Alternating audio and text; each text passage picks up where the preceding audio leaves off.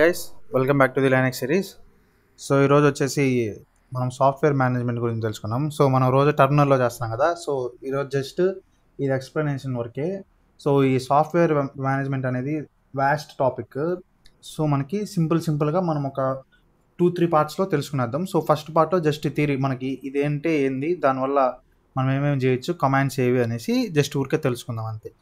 So first మనకి ఈరోజు topic ఏంది, సాఫ్ట్వేర్ మేనేజ్మెంట్. సో ఈ వీడియో ఇప్పుడు మనము సాఫ్ట్వేర్ మేనేజ్మెంట్ అంటే ఏంది అనేసి తెలుసుకుందాం.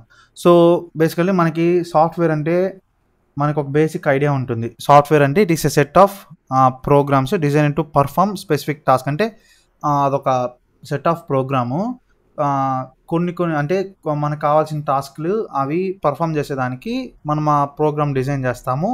సో దానివల్ల మనకు ఆ ప్రోగ్రామ్ అనేది రన్ అవుతుంది అండ్ మన సిస్టమ్ ఫంక్షన్స్ కూడా మనం ఆ సాఫ్ట్వేర్తో మేనేజ్ చేసుకోవచ్చు.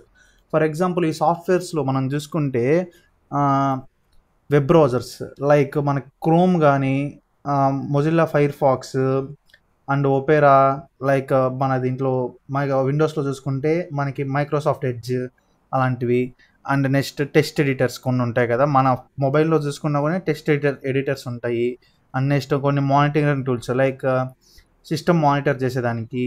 అండ్ లైక్ ఇప్పుడు మనం లైనక్స్లోనే తీసుకుంటే సిస్టమ్ మానిటర్ చేసేదానికి మనము టాప్ అనే కమాండ్ యూజ్ చేస్తాము. అలాంటివన్నీ మనకు సాఫ్ట్వేర్సే, ఓకేనా. లైక్ మీకు నార్మల్ డైలీ లాంగ్వేజ్లో కావాలంటే మనకి ఇప్పుడు ఫర్ సపోజ్ ఏమైనా ఎడిటింగ్ చేసేటప్పుడు ఆఫ్టర్ ఎఫెక్ట్స్ ఉంటుంది యాప్, అదొక మనకి సాఫ్ట్వేర్. లైక్ దానిలాగానే మనకి ఇంకా డెవాన్సీ రిజాల్వ్ అనేసి, రెండర్ ప్రో అనేసి ఇలా కొన్ని సాఫ్ట్వేర్స్ ఉంటాయి. అవన్నీ మనం వీటి కిందకి వస్తాయి. సో మనకి ఫస్ట్ ఒక సాఫ్ట్వేర్ కావాలనుకుంటే మన దగ్గర ఒక ప్యాకేజ్ ఉండాలి. సో ఈ ప్యాకేజ్ అంటే ఏమంటే it is a bundled version.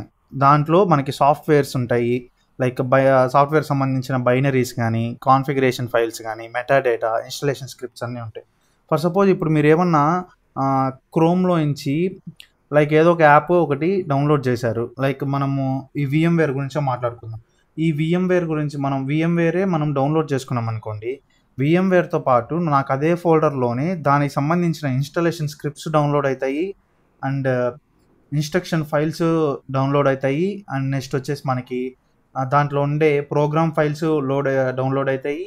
Next దాంట్లో ఉండే సాఫ్ట్వేర్ డౌన్లోడ్ అవుతుంది, బైనరీస్ డౌన్లోడ్ అవుతాయి.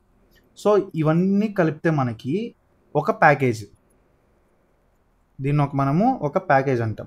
సో మీకు ఇప్పుడు ప్యాకేజ్ అంటే అర్థమైంది అనుకుంటాను. ఫర్ ఎగ్జాంపుల్ మనం తీసుకుంటే ఇప్పుడు మనకి ప్లే స్టోర్ కానీ, ఇక్కడ మనకి విండోస్లో చూసుకుంటే మైక్రోసాఫ్ట్ స్టోర్ అనేది కూడా మనకు ఒక ప్యాకేజ్.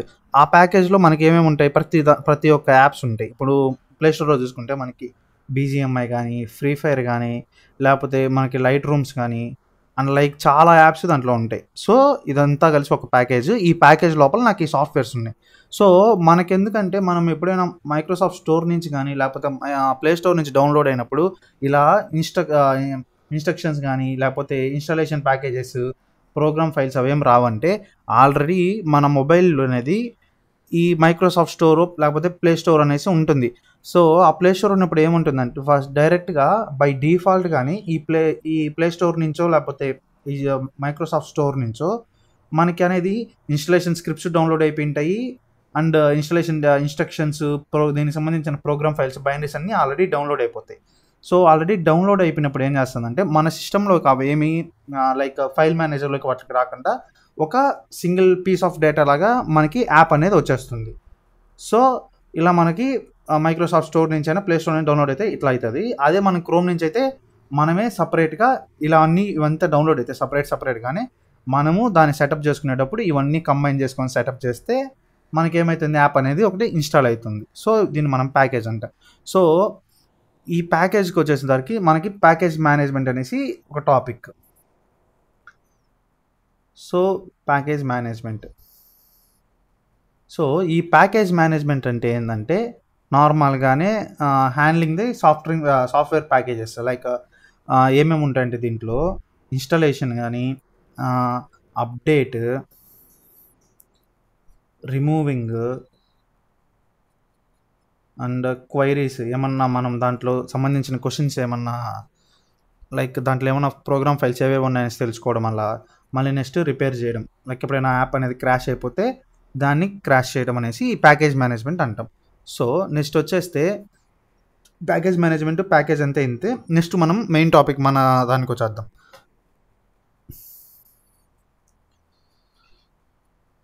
సో మన దానికి వచ్చేద్దాము. టాపిక్ ఏంది? Software management. సో ఈ సాఫ్ట్వేర్ మేనేజ్మెంట్ అంటే లైక్ ఇవే మనం ఇంతకుముందు చెప్పుకున్న ఇన్స్టాలేషన్ అప్డేట్ అలానే ఉంటుంది. సో మనకి ఇక్కడ సాఫ్ట్వేర్ మేనేజ్మెంట్ అంటే ఏ టూల్ని యూస్ చేసుకొని మనము సాఫ్ట్వేర్ని మేనేజ్ చేస్తున్నాము, అండ్ ఏ టూల్ని యూస్ చేసుకొని నువ్వు అప్డేట్ చేస్తున్నావు, ఏ కమాండ్స్ ఇస్తున్నావు అనేసి మనం చేసుకుంటాం. సో మా నార్మల్గా లైనక్స్లో మనకి సాఫ్ట్వేర్ని ఇన్స్టాల్ చేసేదానికి 3 కమాండ్స్ని యూస్ చేస్తాం. ఒకటి వచ్చేసి ఆర్పిఎం, ఇంకోటి వచ్చేసి అండ్ ఇంకోటి వచ్చేసి డిఎన్ఎఫ్. సో ఈ ఆర్పిఎం అనేది ట్రెడిషనల్, అంటే లైక్ పాత ఫస్ట్ వెర్షన్స్ నుంచి లైక్ లైనక్స్ 1 నుంచి ఇది ఖచ్చితంగా ఆర్పిఎం అనే కమాండ్ ఖచ్చితంగా ఉంటుంది. సాఫ్ట్వేర్ మేనేజ్మెంట్ సాఫ్ట్వేర్ ఇన్స్టాల్ చేసేదానికి మనం ఈ కమాండ్ ఖచ్చితంగా యూస్ చేస్తాం. సో ఈ ఆర్పిఎం అంటే మనకేంది? Red Hat package manager. So RPM అంటే మనకి Red Hat package manager. So M అంటే ఏమంటే ఎల్లో డాగ్,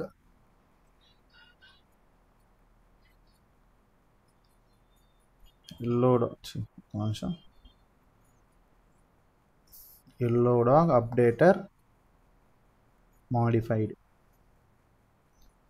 సో ఇంకా డిఎన్ఎఫ్కి వచ్చేస్తే మనకి డిఎన్ఎఫ్కి వచ్చేస్తే ఇదంటే డాండిఫైడ్ ఎం. సో ఈ ఆర్పిఎం అనేది మనకి every RHL like every red హ్యాట్లో ఖచ్చితంగా ఉంటుంది, ఎవ్రీ ఆర్హెచ్ఎల్ వెర్షన్లో ఉంటుంది. సో ఈ ఎం అనేది ఎక్కడంటే మనకి ఎం అనేది ఆర్హెచ్ఎల్ 7 నుంచి మనకి ఎం అనేది అవైలబుల్గా ఉంటుంది. సో డిఎన్ఎఫ్కి వచ్చేస్తే డిఎన్ఎఫ్ మనకి ఆర్హెచ్ఎల్ 8 నుంచి ఉంటుంది. సో మనకి డిఎన్ఎఫ్ అంటే ఎంకి అప్డేటెడ్ వెర్షన్ డిఎన్ఎఫ్ అంటే. సో మనకి ఆర్హెచ్ఎల్ 8 నుంచి ఎం అనేది వర్క్ కాదు, సో డిఎన్ఎఫ్ ఒకటే వర్క్ అవుతుంది.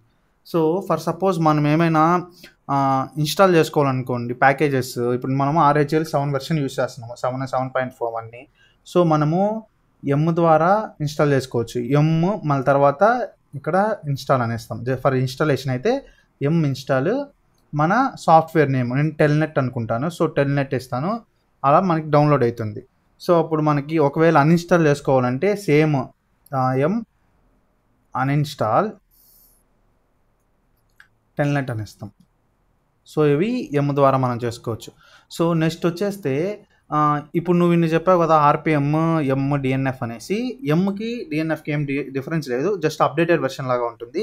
అండ్ ఇక్కడ మనకి ఆర్పిఎంకి ఎమ్కి డిఫరెన్స్ వచ్చేస్తే, ఇంతకుముందు మనము ప్యాకేజ్ మేనేజ్మెంట్లో ప్యాకేజ్ దాన్ని తెలుసుకునేటప్పుడు మనం ఏమనుకున్నాం, ఇక్కడ సపరేట్గానే మనకి ఇన్స్టాలేషన్ స్క్రిప్ట్స్ కానీ ఇన్స్ట్రక్షన్స్ అవన్నీ డౌన్లోడ్ అవుతాయి, మనం వాటిని కంబైన్ చేసుకొని డౌన్లోడ్ చేయాలని అనుకున్నాం.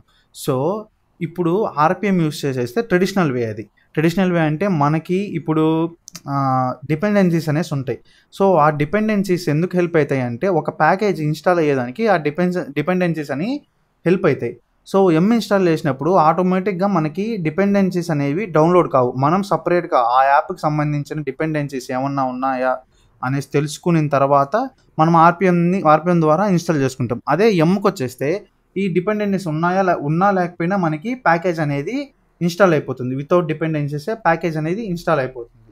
ఓకేనా? ఇప్పుడు మనము ఆర్పిఎంకి వద్దాము. సో ఆర్పిఎం అంటే ఏమంటే, ఆర్పిఎంలో మనం ఇన్స్టాల్ చేసుకోవాలనుకోండి, ఆర్పిఎం ఐవిహెచ్. ఓకేనా? ఇది వెర్బోస్, ఈ ఫుల్ ఫామ్ చెప్తాను. ఐవిహెచ్ మన ప్యాకేజ్ నేమ్ ఇస్తాము. సో అప్పుడు మనకి ఇక్కడ మనకి ఇది అయిన తర్వాత ఎట్లా చూపిస్తుంది అంటే, మనకి ఏమైనా డిపెండెన్సీస్ ఆల్రెడీ ఉంటే డిపెండెన్సీస్తో పాటు డౌన్లోడ్ అయిపోదా, డిపెండెన్సీస్ అట్లా పెట్టుకొని డౌన్లోడ్ అయిపోయేసి ఇన్స్టాల్ అవుతుంది. అదే ఇప్పుడు మనకి డిపెండెన్సీస్ లేకపోతే you have to download the dependencies అనేసి డిపెండెన్సీస్ నేమ్స్ వచ్చేస్తే మనం అవి డౌన్లోడ్ చేసుకున్న తర్వాత మనము ఇన్స్టాల్ చేసుకుంటాం. సో నెక్స్ట్ మనము ఆర్పిఎంతో రిమూవ్ చేయాలనుకోండి, ఆర్పిఎం ఇన్స్టాల్ ఇన్స్టాల్ కాదు, ఆర్పిఎం రిమూవ్ మన ప్యాకేజ్ నేమ్ ఇచ్చేసి ఇస్తాం. సో నెక్స్ట్ తర్వాత మన ప్యాకేజెస్ అన్నీ మనకి లైనక్స్లో ఉంటాయి. ఇప్పుడు ఫర్ సపోజ్ మన మొబైల్లో అయినా పీసీలో అయినా మన యాప్ స్టోర్లో మనకి ప్యాకేజెస్ అనే లైక్ యాప్స్ అన్నీ ఉంటాయి. సో లైనక్స్లో ఏ ప్యాకేజెస్ ఉన్నాయి మనం ఒకవేళ మనకు తెలియదు అనుకోండి, ప్యాకేజెస్ ఇది ఉందో లేదో నాకు తెలియదు అనుకున్నప్పుడు మనం ప్యాకేజెస్ని సెర్చ్ చేసేదానికి యూజ్ చేస్తాం. ఏదో యూజ్ చేస్తాం అంటే సెర్చ్ అండ్ మన ప్యాకేజ్ నేమ్ మనము ఇచ్చేసి మనము సెర్చ్ చేసుకునేస్తాం. సో ఇలా మనము ద్వారా ఆర్పిఎం ద్వారా ఇన్స్టాల్ చేసుకుంటాం. సో ఇప్పుడు మనకి అర్థమైంది అనుకుంటాను ఆర్పిఎంకి ఎమ్కి ఏంది డిఫరెన్స్ అనేసి. సో నెక్స్ట్ ఇంకో కమాండ్ గురించి మీకు చెప్తాను.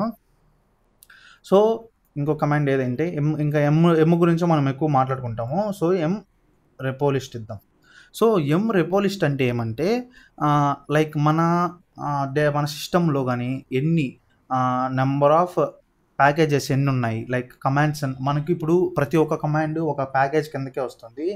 సో మన నెంబర్ ఆఫ్ ప్యాకేజెస్ అయినా ఆర్ కమాండ్స్ అయినా ఎన్ని ఉన్నాయనేసి ఈ రెపో లిస్ట్ అనేది చూపిస్తుంది.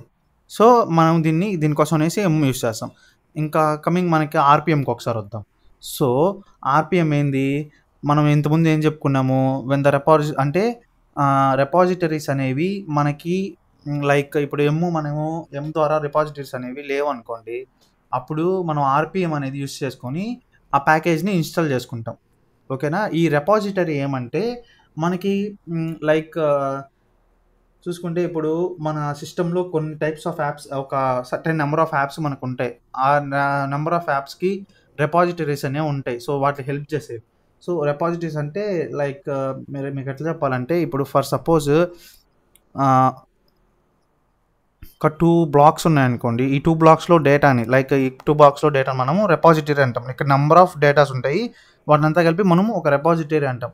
సో అప్పుడు మనకి ఈ ద్వారా ఇన్స్టాల్ చేస్తే మనకి కొన్ని రెపాజిటరీస్ అనేవి అన్అవైలబుల్గా ఉన్నప్పుడు మనకి ప్యాకేజ్ అనేది ఇన్స్టాల్ అవ్వదు. సో దానికోసం మనము ఆర్పిఎం యూస్ చేసి ఇన్స్టాల్ చేసుకుంటాం. ఓకేనా. ఇప్పుడు మనం ఇంతకుముందు చెప్పుకున్నట్టే ఇలా ఆర్పిఎం దీనికి యూస్ చేస్తాము. ఇంకా మనకి ఇంతకుముందు చెప్పినట్టే ఇవిగునే లైక్ డిపెండెన్సీస్ డౌన్లోడ్ కాదు, ఫస్ట్ డిపెండెన్సీస్ డౌన్లోడ్ చేసుకున్న తర్వాత మనం ప్యాకేజ్ని డౌన్లోడ్ చేసుకోవాలి. ఓకేనా. సో ఇక్కడ మనకి నేను ఇంతకుముందు మీకు ఐవిహెచ్ అనేసి చెప్పాను కదా. సో ఇంతకుముందు మనకు ఐవిహెచ్ అని నేను చెప్పాను కదా, ఐవిహెచ్ అనేసి. సో ఇక్కడ ఐ అంటే మనకేం లేదు, ఇన్స్టాల్ అనేసి. సో వి అంటే వెర్బోస్, అంటే ఇన్స్టాలేషన్ అయ్యేటప్పుడు మనకు వచ్చే బ్యాక్గ్రౌండ్లో జరిగే స్క్రిప్ట్ అంతా మనకి ఇక్కడ డిస్ప్లే అవుతుంది. హెచ్ అంటే ప్రోగ్రెస్, ఎంత ప్రోగ్రెస్ అయిందో అనేసి మనకు చూపించడానికి ఐవిహెచ్ అని వేసుకుంటాం. సో నెక్స్ట్ ఇంకొచ్చేసి మనకి క్యూఐ అని ఉంటుంది. క్యూఐ అంటే query information about package. And just QL అంటే లిస్ట్ ఆల్ ప్యాకేజెస్, అంటే ఆ రిలేటెడ్ ఫైల్స్ అంతా లిస్ట్ అవుట్ చేయమనేసి. అండ్ నెక్స్ట్ ఆర్ అంటే మనకి లిస్ట్ ఆల్ డిపెండెంట్ ప్యాకేజెస్, అంటే డిపెండెన్సీస్ ప్యాకేజెస్ అన్నీ మనకి లిస్ట్ అవుట్ చేయమనేసి ఇక్కడ చూపిస్తుంది. సో క్యూడి అంటే ఇంకోటి క్యూడి అని ఉంటుంది. క్యూడి అంటే డాక్యుమెంట్స్ రిలేటెడ్ టు మన క్వైరీ, అంటే క్వైరీకి సంబంధించిన ఒక్క నిమిషం, డాక్యుమెంట్స్ రిలేటెడ్ టు క్వైరీ, ఈ క్వైరీకి సంబంధించిన డాక్యుమెంట్స్ అని లిస్ట్ అవుట్ చేయమనేసి. అండ్ నెక్స్ట్ మనకి క్యూసీ అనేసి ఒకటి ఉంటుంది. క్యూసీ అంటే సేమ్ ఇది కూడా అంతే, క్వైరీ అబౌట్ కాన్ఫిగరేషన్ ఫైల్స్. ఏంది query about configuration files. And next మనకి ఇట్లా హైఫన్ ఫోర్స్ అని ఇస్తే ఆర్పిఎం తర్వాత ఫోర్స్ఫుల్గా మనకి ప్యాకేజ్ అనేది ఇన్స్టాల్ అవుతుంది. Forcefully install packages. And C అంటే మనకి అన్ఇన్స్టాల్ అనేసి, ఇది కూడా ఒక షార్ట్ కట్ దీంట్లో. సో అన్ఇన్స్టాల్ అనేసి మనం ఇచ్చుకుంటాం. సో ఇక్కడ ఇంకా మనం నెక్స్ట్ ఇంకా టాపిక్లోకి వచ్చేస్తే ఆర్పిఎం ద్వారా ఇలా చేసుకోవచ్చు. సో మనము ఫర్ సపోజ్ మన దాంట్లో మన రెపాజిటరీస్ ఉంది, దాంట్లో మన దగ్గర యాప్స్ అనేవి లేవు అనుకుంటే మనము అవుట్ సైడ్ వెబ్సైట్లో నుంచి, ఇప్పుడు లైక్ క్రోమ్ నుంచి డౌన్లోడ్ చేసుకుని లైనక్స్లోనే ఇన్స్టాల్ చేసుకోవచ్చు. లైక్ అది ఎలా అంటే నార్మల్గా ఇక్కడ మనకి ప్యాకేజ్ ఒక వెబ్సైట్ ఉంటుంది, pckgs.org అనేసి. సో ఈ pckgs అంటే packages.orgలో మనకి RHEL 7 ప్యాకేజెస్ అనేసి సపరేట్గా లిస్ట్ అవుట్ ఉంటుంది. సో ఆ లిస్ట్లో మనము ఇప్పుడు RHEL 7 అని ఉంటుంది. So RHEL 7 packages RHEL version అయినా మనం ఏదైనా RHEL 7 అయినా RHEL అయినా ఏ ప్యాకేజెస్ తీసుకున్నా దాంట్లోకి వెళ్ళేసి మనకి కావాల్సిన నచ్చిన ప్యాకేజ్ యొక్క బేస్ యూఆర్ఎల్ అనేసి ఉంటుంది. బేస్ యూఆర్ఎల్ని మనము కాపీ చేసుకున్న తర్వాత అది బేస్ యూఆర్ఎల్ ఎట్లుంటుందంటే ఆర్పిఎం లింక్ ఉంటుంది. లైక్ బేస్ యూఆర్ఎల్ అంటే మనకి binary file link. So dot RPM లింకే ఉంటుంది. సో దాన్ని మనం కాపీ చేసుకున్న తర్వాత ఇక్కడ మనము మన సెషన్లోకి వచ్చేసి wget మన యొక్క లింక్ ఏదైతే మనం కాపీ చేసుకున్నామో అది ఇస్తాం. సో అది అప్పుడు ఏం చేస్తుందంటే ఆ రెపాజిటరీని డౌన్లోడ్ చేసేది. అది డౌన్లోడ్ చేసిన తర్వాత మనము ఆర్పిఎం ద్వారా అయినా ఇన్స్టాల్ చేసుకుంటాము, లేకపోతే ద్వారా అయినా ఇన్స్టాల్ చేసుకుంటాం. సో ఇలా మనము సాఫ్ట్వేర్స్ని మనం ఎక్స్టర్నల్గా మనము డౌన్లోడ్ చేసుకుంటాము. సో ఇంకా ఈ వీడియోకి అయితే ఇవి చాలు. సో ఈ వీడియోలో మనం ఏమేమి డిస్కస్ చేసినాము, సాఫ్ట్వేర్